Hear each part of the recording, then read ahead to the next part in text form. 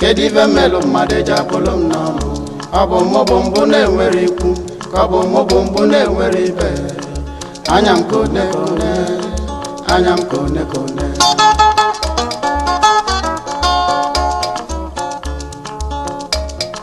Kedive melu madeja bolom nono. Kedive melu madeja bolom nono. Abo mobombo ne weriku. Kabo mobombo ne weribe. Anyam kone kone, anyam kone kone, obenye di bumbade. Ayo, ayo, ayo, ayo, ayo, ayo, ayo, ayo, ayo, ayo, ayo. Ayo akwe bube bonye na agba nka nne ayo oga ka ndi befa ji we libe nya ba ayo ayo bube ayo ka no gbatakatala anu gbatakata anu ayo apata zo na akpanga ayo ayo ndi befa we lo no ge si eba we po ka na ka fu no bebe de kya ayo ayo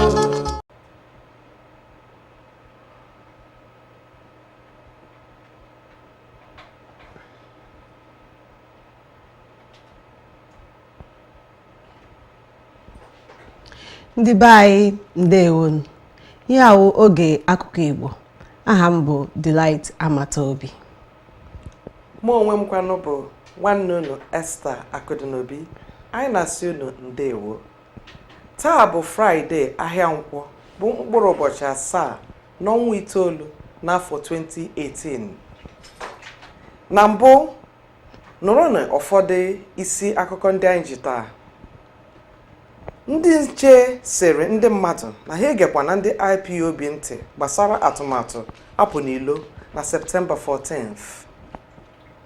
Nzukọ ndị gọvanọ nke ọwụwa anyanwụ toro ugwu anyị maka mbọ ọ na-agba.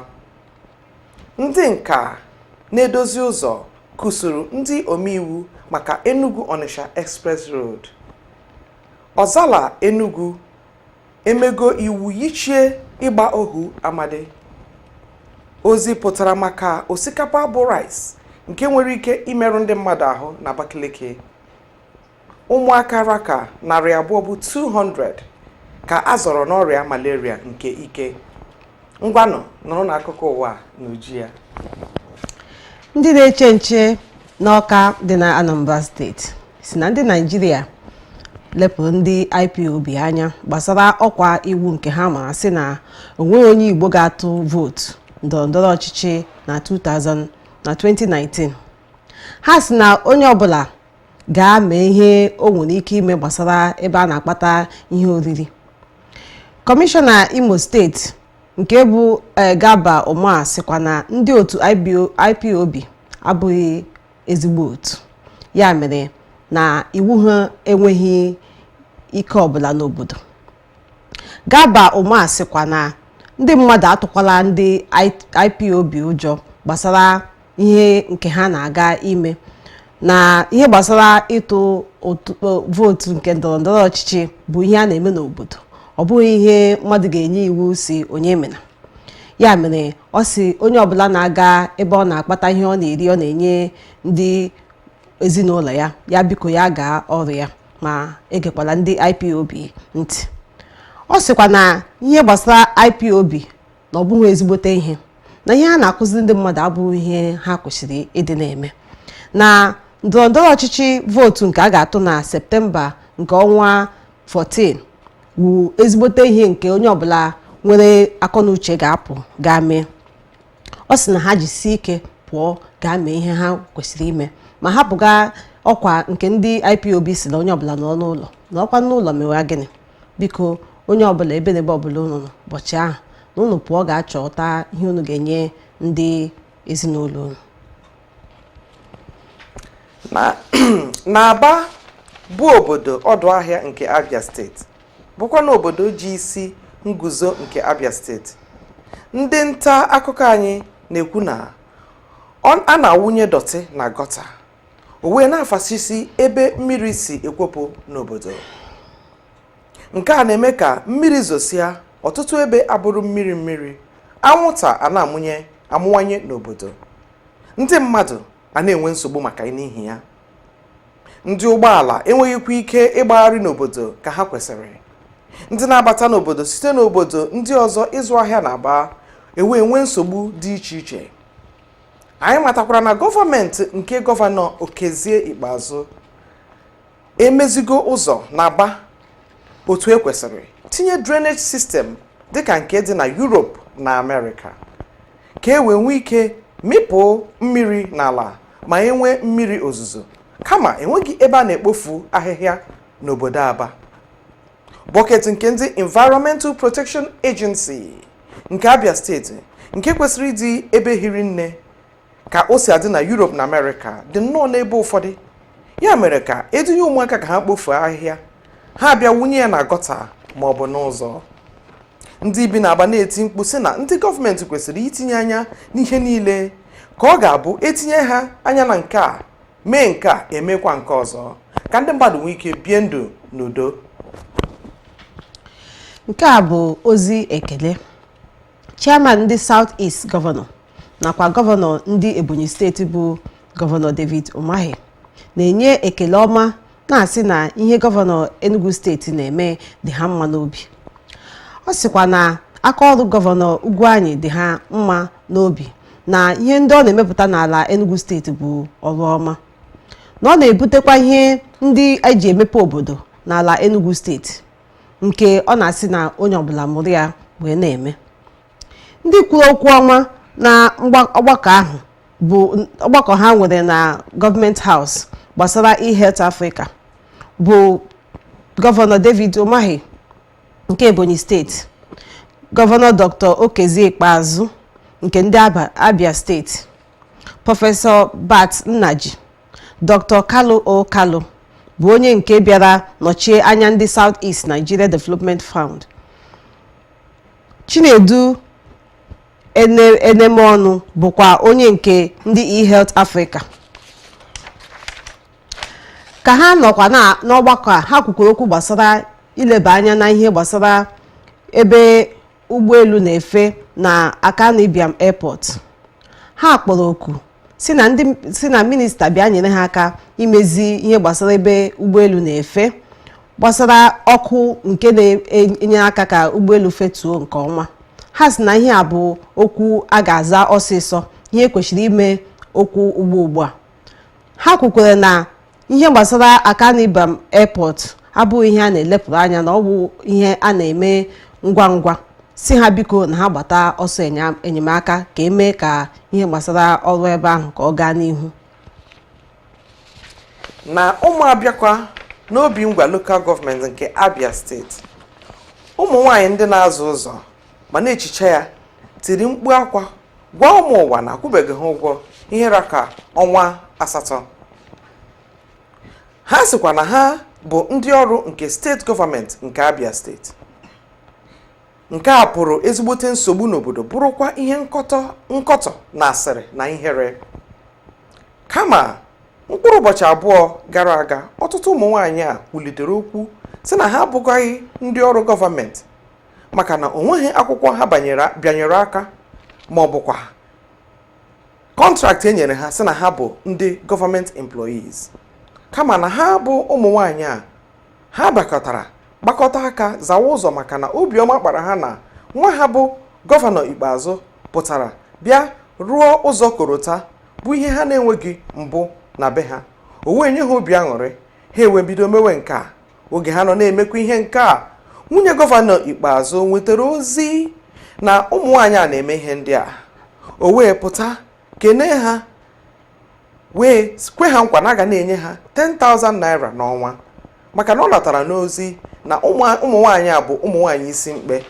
Ewee na-enye ha ego a na-eje emesizie. Mgbe na-enye ezi ha ego a, ndị otu ọzọ bụ ndị ndọrọndọrọ ọchịchị ọzọ bụ ndị ọjọọ chọrọ imebi aha obodo ga-agwazie ndị ụmụ nwaanyị a na ha kwuo na eji ha ụgwọ. Ụmụ nwaanyị a pụtazie gwawa ndị mmadụ na gọọmenti ji ha ụgwọ na ha bụkwanụ ndị ọrụ gọọmenti. Nke a bụrụ ihe asị, bụrụ ihe nkọtọ. Ndị obodo Lilu na Ihiala bụ dị na Anambra steeti họpụtara Chief Godson Onyediri bụ onye nke bi na mba ofesi Amerịka ma bụrụkwa onye nkụzi ka ọ bụrụ onye isi ala ha. Nke a mere oge onye na-achịbu obodo ha bụ Igwe Felix Olikaagụ ọnwụ chọtara ya. Onye isi ala mpaghara obodo ha kamgbe 1984 wee rute oge ọnwụ chọtara ya. Reverend Samson Okwudiri bụ onye nyere aka ka e nwee otu kọmitii nke ga-ahọpụta onye ga-anọchi anya Felix Olikaagụ. Ndị ha wepụtara mmadụ 6 ndị kwetara na ha chọrọ ịchị obodo ahụ. Mana n'ime mmadụ 6 a, ha kwekọtara na onye ọbụla bụ onye nke enyere vootu bụ onye ga-achị. Aha ndị pụtakwanụ gosi na ihe dị mma na ha chọrọ iwu onye ga-anọchi anya Igwe Felix Olikaagụ bụ Maazị Chief Bernard Ebuzeme, Maazị Chief Felix Eze Nwajugo, Nze Ọnụọha otu agbaji Ezelibe, Chief Godson Onyediri, Prọfesọ Michael Obi onye ka ọnwụ nakwa Chief Eze Anyaezu Ihechukwu. Mmadụ 6 a kwekwara nkwa si na onye ọbụla ọha wepụtara si na ọ onye ga-achị bụ onye ha ga-ekwetara na nsogbu agaghị adị ya. Ha tụnyere Chief Godson Onyediri ka ọ bụrụ onye ga-achị ha, ka ọ bụrụ igwe obodo ha, nke onye ọbụla kwetakwara n'obi ọma. Ka ha mere nke a, ha kpuwere ya okpueze, o wee soro ha wee rie ji mee ka mmemme obodo a ka ọ bụrụ ihe gara n'ihu. Ọ gakwara na ụlọ ụka gaa tụọ mma. Ọ gara n'ụlọ ụka St. Charles Catholic Church, All Saint Anglican Church, Christ Holy Church nakwa odozi obodo wee gaa tụọ mma na otu Chukwu si wee mee ka ihe ndọrọndọrọ ọchịchị igwe obodo ha chi wee gaa n'ihu. O nwere atụmatụ a na-akpọ Technoversion. Nke a bụ ọnọdụ na nhazi nke dị n'ofesi nke na-akpọkọta ụmụ agbọghọbịa si ebe niile n'akụkụ ụwa niile, na-enye ha ohere ka ha gosi ma mụtakwa nka n'ụzụ nke ịkpụ igwe apps dị iche iche nke business entrepreneurship, mwulite nke azụmahịa na igwe kọmputa na injiniarịn ndị ọzọ. Atụmatụ Technoversion a na-agba mbọ ịkụziri ụmụ agbọghọbịa amamihe ha ga-eji nye aka ka ha bụrụ ihe mbuli elu n'obodo ha. Emesịa ya, a na-enwe amụmaka bụ challenge nke eji eturu ugo na ya. Nke afọ a, World Technoversion Challenge mere na Silicon Valley na San Francisco, United States of America. Ụmụaka Igbo si Regina Pacis Model Secondary School dị na Onitsha na Anambra State tụrụ ugo gold na ya. Aha ha bụ Adaeze Ọnụigbo, Vivian Okoye, Promise Nnaluo, Nwabuakụ Osai, Jessica Osita na Miracle Igboka. Ha wee chi otu a gosi ụmụ ụwa na ọ bụrụ ọsọsọ na football na ịgụ egwu ka ndị ojii nọ na ya, na anyị nọkwa na mmụta nke sayensị. Gọvanọ Obianọ wee si otu a kwanyere ụmụaka ugwu kwesịrị ha, wee nye ha 1 million naira n'otu, wee kwekwa ha nkwa na Anambra State Gọvanọ na Anambra State Gọọmenti ga-azụ ha ruo bachelor's degree. Nke a bụ ozi si Anambra South abịa. Ụmụ dim Chukwuemeka Odimegwu Ojukwu si na ha agaghị akwado nwunye nna ha bụ Bianca Ojukwu na ihe politiks apụga. Dọkịnta Ike Ojukwu gwara ndị odeakwụkwọ si na ọ gaghị awụ ihe ziri ezi na nwaanyị bụ onye ngwo n'Enugu steeti ga-abịa wụrụ onye ga-ewe ọchịchị na Anambra steeti. Ọ sị na ihe nke a agaghị awụ ihe ha ga-akwado. Ụmụ Chukwuemeka Odimegwu Ojukwu gakwara n'ihu si na ndị apụga nwere ike tinye onye ọbụla ha chọrọ, mana ọ wụrụ Bianca Ojukwu na ha agaghị akwado ya, mana ha mee nke dị ha mma. mana uche ha wụ na nwaanyị si Ngwo agaghị abụ onye ga-abịa Anambra steeti bụrụ onye ga-abịa na-eme politiks na apụga. Ndị otu injinias nke Naịjirịa akụsigo ndị na-eme iwu na Naịjirịa maka ntịpịa nke ụzọ Enugu Onitsha Expressway. Ha sị na ndị omeiwu nke Naịjirịa etinyegaghị anya na ya bụ ụzọ, ịfụ na ọ bụ ihe arụsịrị arụsị ka ndị mmadụ kuo ume ndụ. N'Ọka emere nzukọ nke ndị nka na ụzụ nke Naịjirịa, ndị injinia wee kwuo okwu sị na ndị gọọmenti etiti na-etinye nnukwute ego n'ịrụ ụzọ kama ha ga-agba nkịtị lefuo anya ndị ministri were ego jee mee ihe dị ha mma ma ọ bụkwa were ego rụọ ụzọ dị na ebeke ha.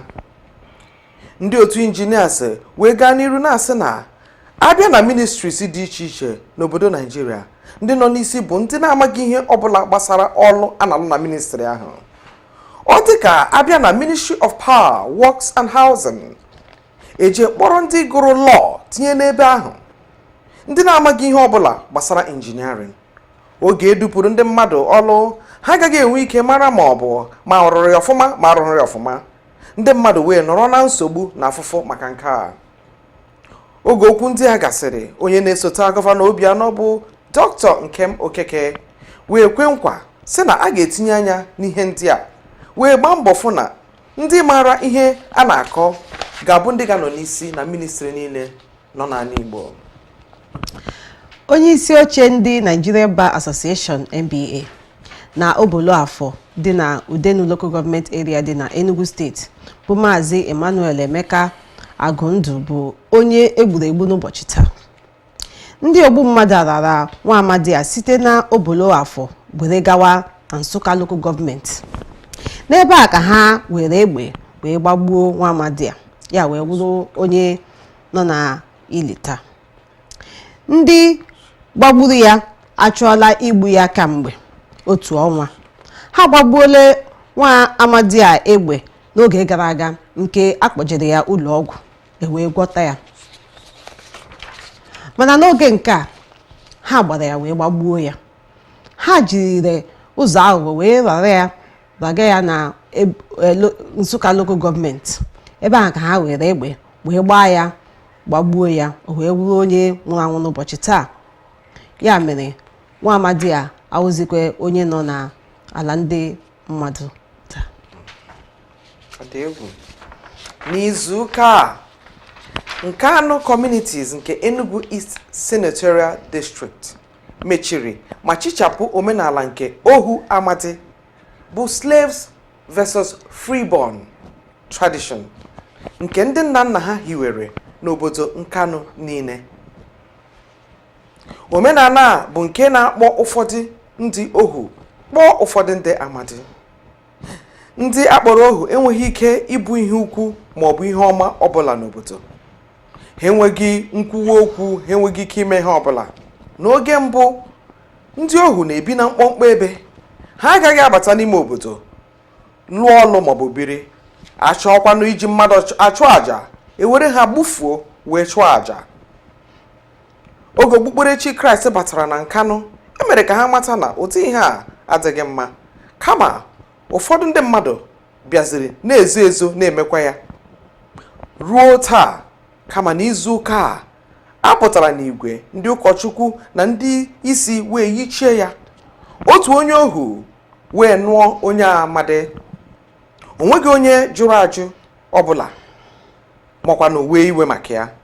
Ndị ụkọchukwu si na mpaghara okpukpe Kraịst wee bịa kpee ekpere yọọ Chukwu mgbaghara na ọganiru, wee yọkwana ka ndị Igbo niile nọ n'ebe niile n'ụwa a kwụsị ihe dị etu a. Onye kwadokwara n'ihe a nọchie nye aka bụ ọchịagha na-achịbu Anambra Steeti bụ Honorable Jim Nwobodo. Gọvanọ na-achị Ebonyi Steeti bụ Maazị David Umahi si na ya ga-agbalị ya ihe ya nwere ike ime ka ndị zuru ego gọọmenti wee gaa zoo ma ndị bufere ha na ụzọ ofesi ka ha welata ego ahụ.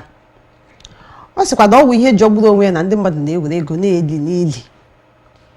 ego ndị mmadụ lụrụ n'ili ụfọdụ ha aghọọla ihe mkpu takasịrị nke a wee wụrụ obi ọjọọ mmadụ na-eme ibe ya. Ọ sị na kee uru ọ bara na mmadụ wuru ego gadowa n'ofesi were ego lie n'ili mkpu atakasịa ya.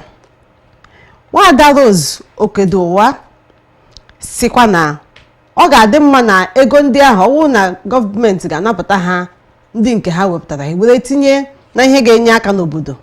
Ọ bụrụ iji ya mepụta tinye ọrụ nke ụmụazị ga na-arụ ma ndị pụtara ndị youth service ndị savụchara obodo pụtara ga-were na-arụ ọrụ na-arụpụta ihe ha ga-eji nyere ndụ ha aka.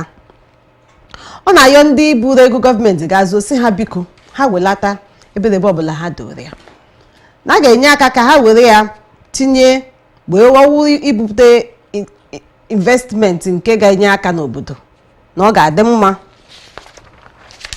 Sikwa na gọọmenti ga-enye aka ma hapụga ime ihe ga-eme ka ụjọ na-atụ ndị ji ego ka ha ghara iwelata ya mana nye ha ọnọdụ nke ha ga-eji wee ha bulata ego ka o nwee ike banye n'onye ukwu banye onye nta kema mkpu ga-ata ha n'ili ebe ha liri ya. Akụkọ ụjọ na egwu pụtara na Abakaliki n'oge na-adịghị anya na o nwere osikapa bụ rice n'oyibo nke nwere poison nwere ike igbu mmadụ maọbụ merụọ mmadụ ahụ nke si na Abakaliki rice mill pụta n'izu ụka a. Onye isi nke Abakaliki rice mill bụ Dikin Joseph Nnehu gwara ndị ozi na ọ bụ maka election ka ndị ọzọ ọchịchị ọjọọ ndị chọrọ iji ụzọ asị maọbụ ihe ọjọọ dị iche iche banye n'ọchịchị. Ọ bụ ndị a na-efesasị akụkọ ọjọọ a ka ha were mebie ihe ka atụba ndị mmadụ egwu ka ndị mmadụ bụrụ ndị na-atụ ụjọ n'obodo ha. Ọ sịkwa na onye ọbụla jisi ike wepụ ụjọ na ndụ ya n'obi ya maka na onweghị ihe dị otu a mere na ihe dum a bụ asị elekshọn. Nke a bụkwa okwu gbasara ihe mbụ Adịmbụ na-ekwu gbasara Akanibiam Airport. Gọvanọ na-asị na minista na ya biko bịa gbatara ha ọsọ enyemaka ka emee ka Akanibiam Airport bụrụ ebe ụgbọelu ga na-efeli ọfụma na-efedakwa maka ndụ ndị mmadụ. Ọ sị na ha kwuo ya na mbụ mana ha ji ekwusi ike na enwere ndị kọmpani ndị enyefere ya ka ha rụọ ọrụ na Akanibiam Airport na ọ dị ka aka ọrụ ha abụba ihe pụtara ihe nke a na-ahụ. Ya mere ọ na-asị ha na ọrụ ọbụla nke ha na-arụ na ha rụsie ya ike ma mee ka ihe ọma na-aga ebe ahụ maka ọ ga-awụ ihe nkọrọmọnụ na Akanibiam bụ ebe ndị mmadụ na-akpọlie imi elu si na ihe dị mma dịkwa ha ebe ahụ ka akawa ahụ mee ka ọkụ ndị na-ehu ebe ahụ na-enye aka ka ụgbọelu na-efeda ka o feda ọfụma ka a na-etinye ọkụ ma ihe niile na-aga ọfụma na ọ ga-enyekwa aka ka ndị na-abịa ileta obodo ma ndị na-abịa ịhụ ihe ọma dị na obodo ka na-eshi ụzọ efe n'elu abịa ka ha na-abịa karịa ha nwa ụjọ hapụ na-atụ ha si na ebe ahụ arụzi ya arụzi. Ya wee sị na minista ya biko ya bịa gbatara ha ọsọ enyemaka ka ọ bụrụ ihe ngwa ngwa nke ọ ga-eme. Otu ụmụ ntorobịa n'Ebonyi South n'izu ụka kpọkuru Senate President Bukola Saraki si ya na ya gwa ụmụ obodo na oche sineti ha nke senetọ Sonny Ogbuje dị na ya dị n'efu maka na nwoke a hapụrụ PDP banye pati APC na-esoghị iwu etu ekwesịrị iso ya na Naịjirịa. Otu ntorobịa bụ ndị Youth Ọhanivo, Ọhọzara, Ọnịcha na Ivo Local Government nke Ebonyi steeti. Ha kwuru okwu si na Senetọ Sonny Ogbuje etozughị oke ịchị ndị mmadụ n'obodo ma ọ bụ ịnọchite anya ndị mmadụ maka na iwu Naịjirịa si na tupu ị pụọ na pati gị ọ ga-enwerịrị otu nsogbu ma ọ bụ nke ọzọ nke mere gị ị ga-anọnwu na pati ahụ. Ma n'ije a udo dị na PDP, ya mere sinetọ a dara ezigbote iwu n'agbanyeghị n'iti mkpu niile ha tiri, onye isi nke APC na Ebonyi steeti gwara ndị mmadụ na ha egekwana ha ntị na ha mkpọtụ ka ha na-eme na onweghị onye nyere ha ike ikwu okwu ọbụla maka nke a. Ndị uwe ojii jidere ndị na-atọ mmadụ ebe ha gara ire ụmụaka abụọ. Ha gara ire ụmụaka abụọ ahụ n'ọnụ 200,000. Ndị uwe ojii wee jide ha wee kpụrụ ha ma napụtakwa ha ụmụaka nke ha gara ire. Aha ụmụaka ndị ha rere wụ Ụmụnni Isiakụ dị 5 years nakwa Habib Awalu dịkwa 7 years. Kọmishọna ndị uwe ojii n'Imo steeti bụ Dansuki Galadanchi mekwara ka amara na ndị ọtọ mmadụ a bụ ihe ndị mmadụ na-elebara anya na-ekugharị ụmụazị. Ha kpọkwara ụmụazị a wee kpọga nne mụrụ ha na nna mụrụ ha n'obi ọma. Ha sịrị na nwaanyị a ha na-akpọgharị ka ndị mmadụ ọhaneze wee hụ ihu ya, aha ya bụ Mary Paul, na nwaanyị a jiri ụzọ aghụghọ wee kwakpuo na ebe ndị a bi ka o wee kpọrọ ụmụazị gaa na-ere. Nke a mekwara na Ondo steeti ebe ha bi. Nwaanyị a kwagara na ụlọ a oruhu abalị 4 ya kpọrọ ụmụazị a wee gawaga ire ha, ma Chineke nyere aka wee jide ya wee napụta ụmụazị a ebe ha gara na-ere ya na-akwụ ya ụgwọ. Ọ sịkwa na nne na nna ụmụazị a na obiọma dị ha na-akpọlatara ha ụmụ ha, mana nwada bụ Mary Paul bụ onye ndị uwe ojii ka ji maka ga-ajụkwa ya ajụjụ ka o si wee na-atọ ụmụazị na-ere ha n'aga. N'Imo steeti akwa ihe ha ka ụmụaka 200 bụ 200 n'oyibo ka a gwagoro malaria na ọrịa ọjọọ dị iche iche. Ọgwụgwọ a mere na Ezion Vende University nke dị na Ama Igbo nke Nwangele Local Government Area. Onye hiwere ya bụ ọnọdụ bụ Reverend Father Boniface Duru nke Olu Catholic Diocese. Ụkọchukwu a na ndị ọcha dị iche iche ndị na-alụ ọrụ ahụike si na Europe na America nọ na-enyere ndị ọrịa malaria, hypertension na diabetes aka na Imo steeti. Ụkọchukwu a kwuru na ọ bụ ụbọchị ọjọọ na ihe isi ike na-ebute ọrịa ọjọọ dị iche iche. Ọ sị n'oge mbụ ọ bụ sọsọ malaria bụ nsogbu Afrịka nwere na nnukwu, kama tata ụzọ ọjọọ, enweghị mmiri na ihe ọjọọ dị iche iche na-enyere na ihe niile dị iche iche na-enyere ndụ aka emewo ka ndị mmadụ ma ndị okenye ma ụmụaka na-ayazi ọrịa ọjọọ dị iche iche. O wee ya ayịyọ si ndị gọọmenti na ha bata rụzie ụzọ gedu bata na Ezion Vende University a, maka na missionaries si Italy, Europe, America na-alụ ọlụ na ya bụ ụlọọgwụ a na-enyere ndị ogbenye aka.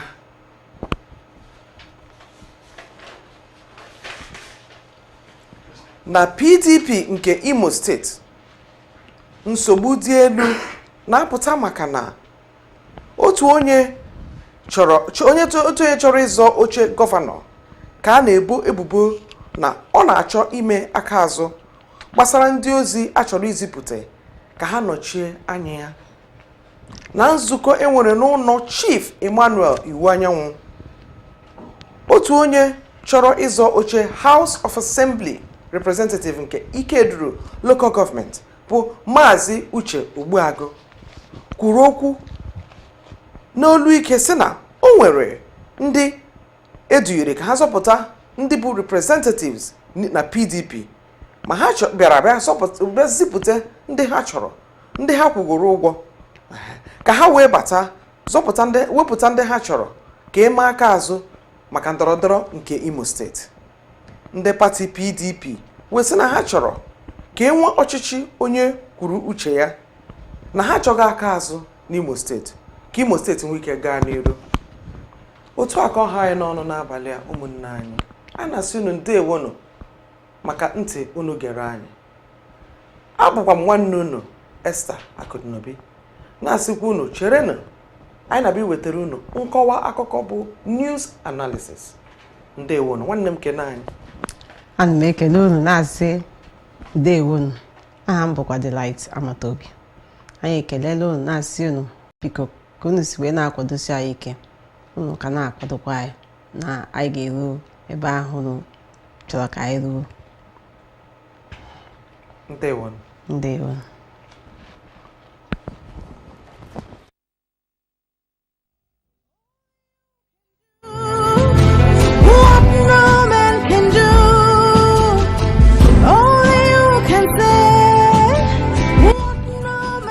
You are invited to a one-to-one with OPM in London. Are you tired of being stagnant in the UK? Are you tired of waiting for your resident permit? Do you need healing, fruit of the womb? Or do you want to get married to the right person? Today, Dr. Jesus has remembered you and is inviting you to a one-to-one special ministration with Apostle Chibuzo of OPM.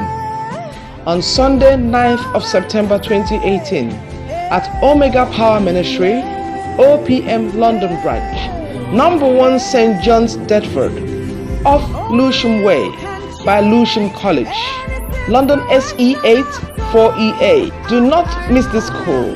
God bless you all.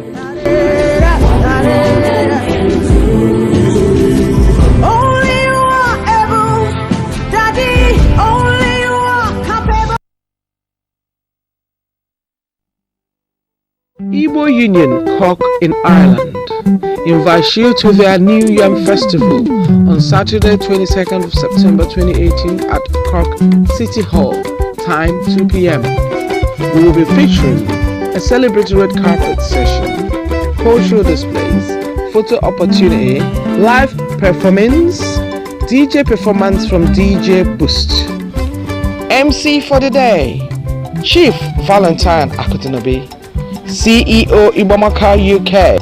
For more info, contact +353 879 066 954 +353 861 555 930 +353 894 888 018.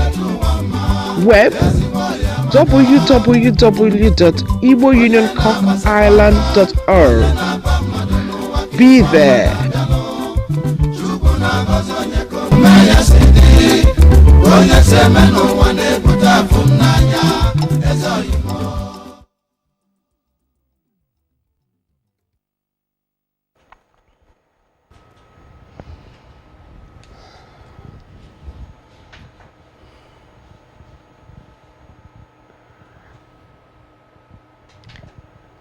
Ndị be anyị ndewo unu mma mmanụ. Anyị ekelekwa unu na-ekelekwa unu ọzọ na-asị na unu emeela. Anyị ma na unu na-ege anyị ntị, anyị na-agbalị ike anyị, mana anyị ga na-ejichukwu ike na-emekwa na-ewelite aka na-eme nke ga na-eme unu obiọma.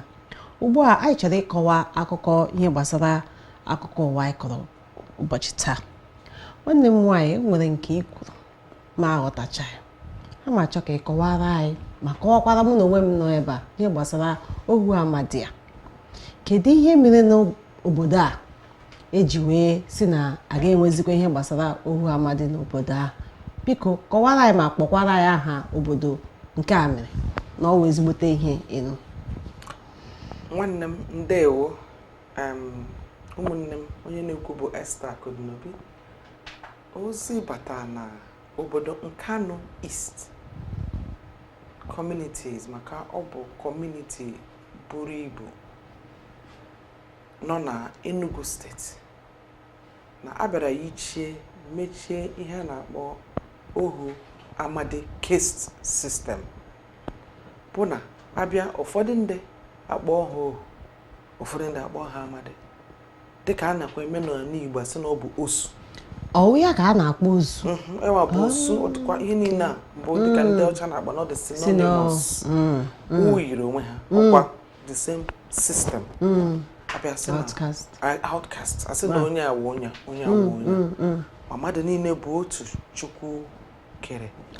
Asị na abịara mgbe oge gboo, oge gara aga, na ndị mmadụ bịa na asị na onye a bụ onye a bụ onye a bụ amadi onye bụ amadi ga-abịanwu chi obodo mezi obodo mee ihe sọrọ onye bụ ohu ga-ebi na mkpọmkpọ ebe onye bụ ohu agaghị emesara ahụ n'obodo ọ ga-abụli igwe ọ ga-abụli onowu ọ bụrụ nze maọbụ ọzọ ọ bụrụgo na o tozuru oke asị na aga enye ya maka na ọ bụ ohu nke ọzọ abụrụ amadi abịa ha ebiri ebe ha bi nke kacha njọ bụ ọ bụrụ na enyi oge ha ka na-egbufu mmadụ were chụọrọ chie aja akpọrọ onye bụ ohu egbufuo ya were ọbara ya wufuo makwana nke ụmụaka ya ha enweghị nnwere onwe ọnwawe ihe mere na-eme oge ahụ abịa sị na mgbe ndị ụka batara abịa na kwuoro ha okwu Kraịst sị na otu ihe adịchaghị mma na Chukwu ekeghị mmadụ si na ị ga-awụ ohu na ị ga-awụ yes eme ya kama ụfọdụ ndị mmadụ nọrọ na-emekwa ya na nzuzo na-aga mmadụ bịa pụọ hụ nwa agbọghọbịa dị ya mma sị na ya ọwụ ohu ọ gaghị alụ ya n'oshi n'ebe na ị gaghị n'ebe nwa amadi ị gaghị alụ onye mwute kama abịazie kịta pụta yichie ya ka chie ya sị ama mmezi ya ọzọ. Kedu obodo ihe a mere ka m chọrọ ịnụ? Kedu obodo? Kano na Enugu steeti. Abịa kpee ekpere yichie ya ji nwe obodo na ọtụtụ ndị Catholic priest, CMS priest, Pentecostal pastors ha gbakọtara ndị otu Kraịst niile shi mpaghara Kraịst niile nnọkọtara kpee ekpere yichie ya.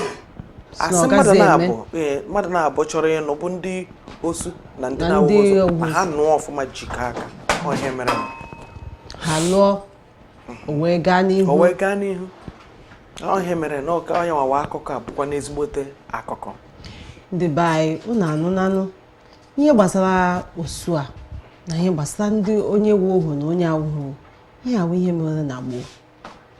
Amụrụ anyị pụta ụwa anụ na enwere ndị a na-akpọ osu ndị a na-akpọ ndị ezigbo mmadụ, mana ile ndị ahụ a na-akpọ osu ile ndị ahụ a na-akpọ ezigbo mmadụ onwe ihe gosiri na onye awụ ohu onye awụghị egbuo ha mma ọbara pụtara onye awụ ọbara pụtara onye. Mana ndị gboo ndị nna nna anyị naanị ha ga-akọwa mbido ihe naanị ha ga-akọwa ihe ha jidesi aka ike, mana obi dị anyị ụtọ na enwere obodo si na ha agaghị emezi ka udo dịrị ka ndị mmadụ nwee aṅụrị ka ụmụazị na-apụta ịlụ di onye ọbụla ha hụrụ ha chọrọ ịlụ ha lụọ n'obi ọma, onweghị ga-agwa na onye ahụ ezigbo mmadụ onye ahụ ezigbo mmadụ. Nwere ndị ihe a bụ ule mana Chineke kere mmadụ otu. Mgbe ụfọdụ ikwu okwu ya ha sị onye a na-ekwu okwu ya lekwa ya anya ọ dịkwa ka ahịa o ji ekwu okwu ya maka na ọnwa ya onwe onye ga-achọ ya pụta ụwa asị na lekwa ihe ọwụ maka asị were ebe gị mara be m nye ahụ ịma na eme gị ọ ga-adịghị mma ịmakwali onye ọzọ. Mana ka anyị kelee Chineke asị na o site adị mma anyị kelee Chineke o mere na obodo Nkanu dị na Enugu steeti ka anyị leekwa o nwere ike chikwa taa mụbara na-eje n'obodo ndị Igbo maka ha kwuru ndị ụkọchukwu mepere ọnụ kwuo n'obodo ndị Igbo ọzọ dị iche iche tinyere ihe a ga-amụrụ ihe gbasara ewepụ ihe maka ọganiru anyị ga-anọ n'oge gara aga. Akwụkwọ nsọ anyị na-agụ sị na ihe nke mgbe ochie agafeela ugbu anyị ọhụrụ ka anyị ga-eso na-aga. Anọ na ya na-akpọ ndị be anyị na-asị a global world. A na-eme dịka mụ na gị nọ na-ekwu mbọsị a na-eme ndị be anyị anyị bi obodo oyibo makwa na lee ihe gbasara ndị obodo oyibo ihe anyị na-amụrụ anyị mụrụ ihe ndị obodo oyibo anyị mụrụ ihe ndị ọjọọ ha chezọọ ihe ndị nke wụ ihe ndị anyị jiri mụọ anyị otu esi wee zụọ anyị. Mgbe ihe m na-ekwu bụ ndị be anyị bịa n'obodo oyibo ịṅomi ha ọtụtụ mgbe anyị na-eṅomi ihe ọjọọ ha na-eme karịa nke ọma. Ihe ọma ha na-eme anya na ha eṅomiri anyị dewe nke ọma anyị kwere nke ọjọọ. Ha bịa dịka ụmụ agbọghọ iyi efe agbawashara agbawashi ihe ọjọọ ndị cheto akpọpụshi ime akpọpe ntị ugboro 10 o dịrị ha ya na-amụrụ asị na onye ahụ na ọ bụ nega. Kama nke bara uru ha na-ekwukwu equality equal opportunity. Onye la aka n'ọtụtụ ama m na nwekwa mgbe a na-eme ihe emefee ya oge kama onye ga aka n'ọtụtụ ihe maka onye ahụ niile gị opportunity could be your savior. Oh yes. Ọ ka ọ na-adị. Ihe bara uru na omenala ha ka nyobe ya anya, ṅomie ya, hapụ iwere nke ọjọọ ahụ maka ihe ikwu okwu ọjọọ, ịhụ nwata nwaanyị ya na-ekwu swear words, f word. Na-ekwu inyo ya ihe ga-amụrụ. But nke ahụ bara uru na omenala ha anya na-echeta ya. O taa ka o si dị. Ihe ọzọ anyị ga-akpatụkwa aka tupu anyị wee si unu kacha ifo bụ ihe gbasara obodo ndị ụmụazị ndị enyere aka maka ọgwụgwọ ọrịa n'Imo steeti. Wee nwere ike ịkọtatụ gbasara ya. Nke ahụ kwa dịkwa ọbara uru maka arụ ike, bara uru maka onye ahụ na-adịghị onwe ihe ọ ga-emetafule.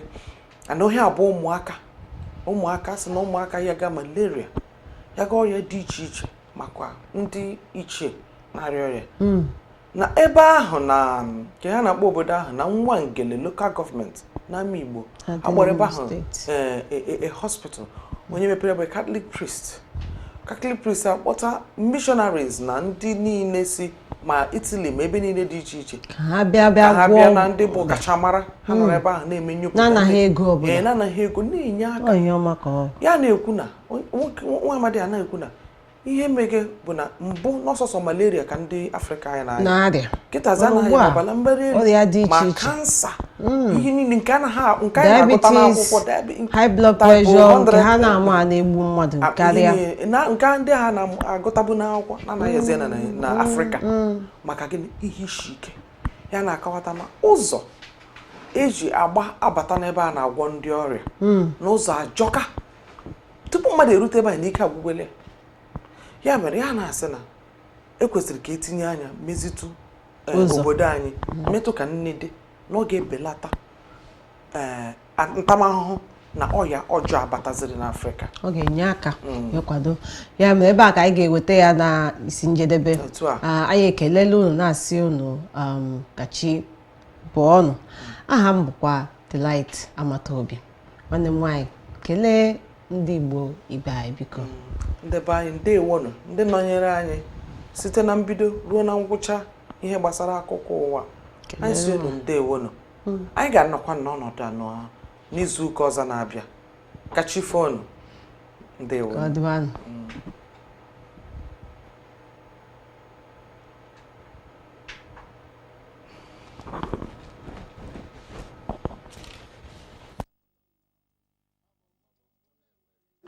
Kabo mobombo na-enwere ibe, anya m kone, anya m kone.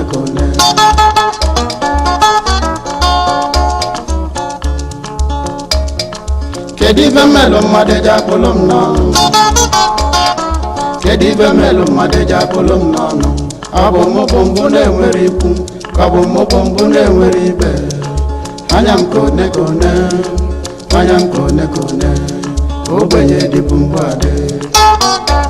Ayo, ayo, ayo, ayo, ayo, ayo, ayo, ayo, ayo, ayo, ayo. Akwa ebube bụ onye na-agba ntarị nne. Ayo, oge a ka ndị baba ji wee libie nya ba. Ayo, maka na ọ gbatakatala anụ. Apụtazi ọ na-akpa nga. Ndị baba wee lụọ n'oge si ebe a wee pụọ n'anya nke afọ nri ebe dị ka ya.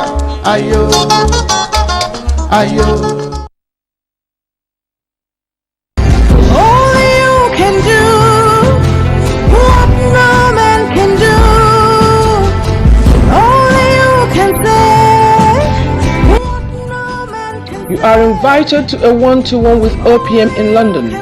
Are you tired of being stagnant in the UK? Are you tired of waiting for your resident permit? Do you need healing, fruit of the womb? Or do you want to get married to the right person? Today, Dr. Jesus has remembered you and is inviting you to a one-to-one special ministration with Apostle Chibuzo of OPM.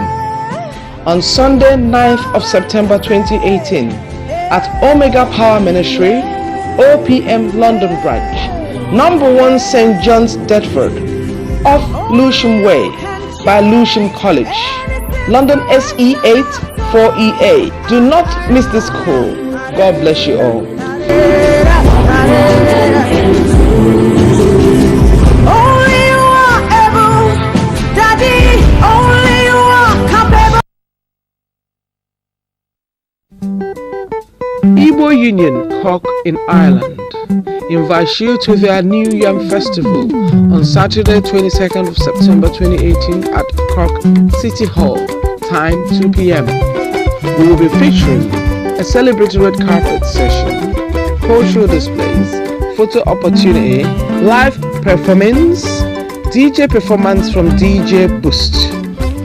MC for the day, Chief Valentine Akutinobi, CEO Igboamaka UK. For more info, contact +353 879 066 954 +353 861 555 930 +353 894 888 018. Web www.igbounioncorkireland.org.